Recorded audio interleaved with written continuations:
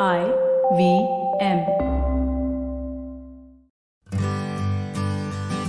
Hi, I'm Utsav, a behavior researcher by training and a slow traveler by passion.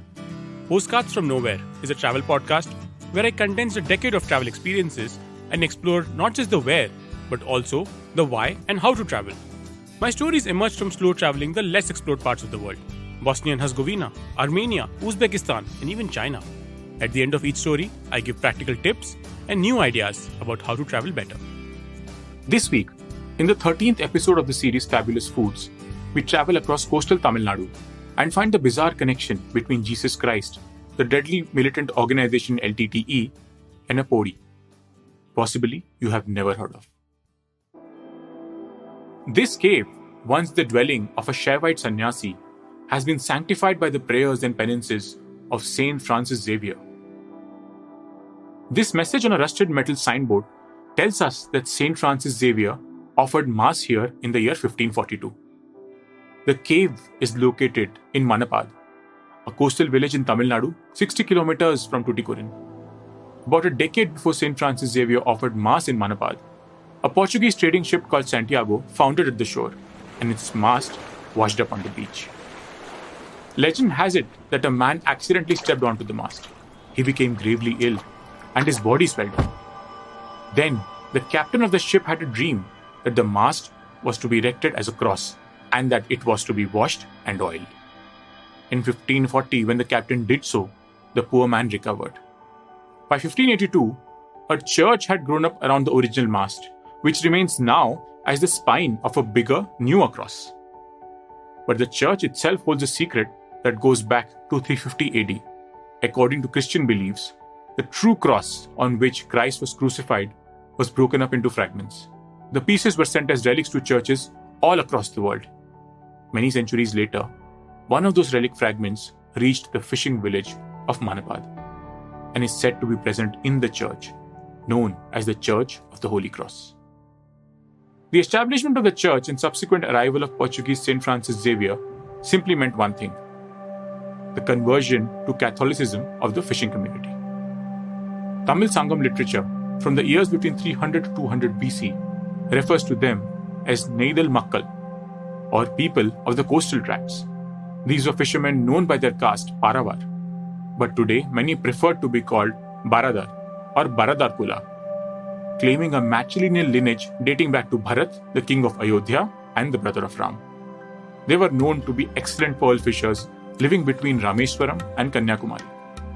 The story of conversion to Christianity is a complex mix of religion, colonialism, and traditional occupation.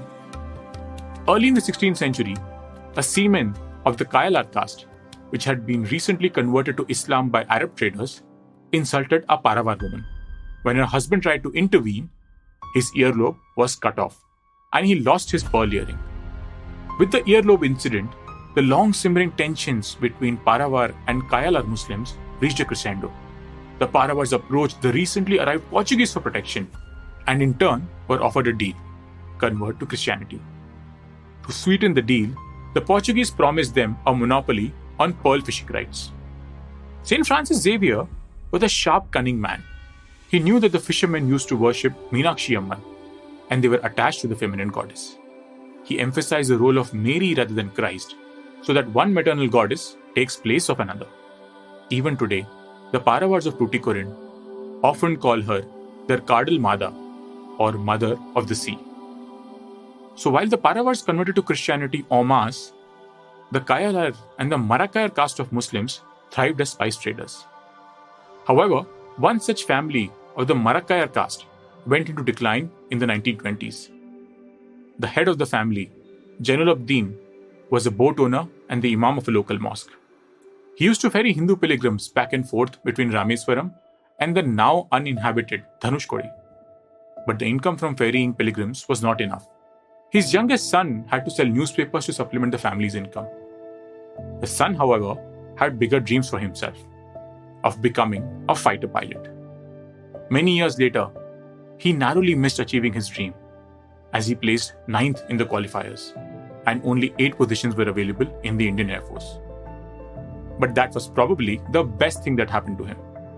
For it was this very son of a poor boatman from Rameswaram who grew up to become India's 11th president. Jainuddin's son is better known to us as Abul Pakir Jainuddin Abdul Kalam, or the Missile Man of India, Dr. APJ Abdul Kalam. Across the Indian Ocean from Rameswaram lies a small town. In 1954, to another fisherman caste family was born a son who dropped out of school at the age of 15 to join a political movement. At the young age of 21, he rose to prominence in a ghastly way. He assassinated Alfred Durayappa, the mayor of Jaffna, shooting him at point-blank range when he was about to enter the Hindu temple at Ponallai. This young man, who went by the name of Prabhakaran, rose to become one of the most feared men in the world, creating the world's most deadly militant organization, the Liberation of Tamil Tigers of Elam, or LTTE. Two men, both from the same fishing community of Coastal Tamil Nadu, led radically different lives. They had different religions, different ideologies, and methods to achieve their dreams. But there was another thing that connected them: their love for Podi, or the coarse spice powder. It's a mixture of ground dry spices that typically contains dried chilies, black gram, chickpeas, salt, and sesame seeds. The Muslim vegetarian Dr. Kalam was known to love idli podi for breakfast, whereas the Hindu meat-eating Prabhakaran preferred coconut sambal, a close cousin of the podi. But the fisherman caste of Tamil Nadu gave us another gift, which has slipped out, almost been erased from our culinary consciousness. Fish podi. Yes, you heard that right. Did the idea of fish in podi shock you? Did your vegetarian Brahminical idea of Sattvic South Indian food suddenly collide with a tamasic sea-influenced ingredient like fish? Across coastal Tamil Nadu, right from Nagapattinam and Velankani in the east to Rameswaram in the south, in every single fisherman's house, you would find fish podi. A basic recipe would involve cubing and frying any fish. Then grated coconut, peppercorns, cumin, curry leaves, and raw rice are individually roasted and dried out in the sun. In the final step, the fried fish and the roasted ingredients are combined and pulverized, making a coarse fish podi. A fisherman caste which traces its roots to Bharat, the brother of Lord Ram, opportunistically converts to Christianity to curry favor with the Portuguese and establish a monopoly over its traditional occupation. The same fisherman caste also converts to Islam and gives us one of India's towering intellectuals and the most well-known vegetarian Muslim. The same fisherman caste across the Indian Ocean gave us one of the world's most feared men. And amongst this maddening mix of caste, class, and nationalities, we find a fish podi, eaten extensively across coastal Tamil Nadu, shattering our notions of Brahminical South Indian food.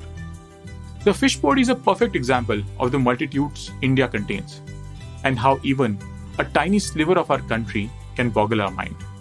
As we travel the length and breadth of India, we must remember that in the tiny sliver of time we call life, we could experience the world in a fish podi. If you like this podcast, don't forget to check out other interesting podcasts on the IVM network. You can listen to us on the IVM Podcast app or ivmpodcast.com. You can also follow us on our social media. We are IVM Podcasts on Twitter and Instagram. And if you want to reach out to me, I am Utsav Memoria on Twitter and YVTravel42 on Instagram.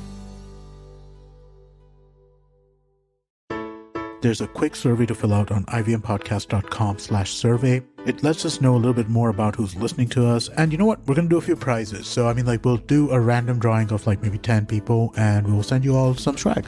Remember, that's ivmpodcast.com/survey where you can fill out the survey. Hello, it's been another great week on the IVM Podcasts Network. On Think Fast, Varun and Suchita talk about how the podcast industry hit the 1 billion mark. On Big Talk About Tiny Humans, Devi Shobha and Meghna address video game addiction in children.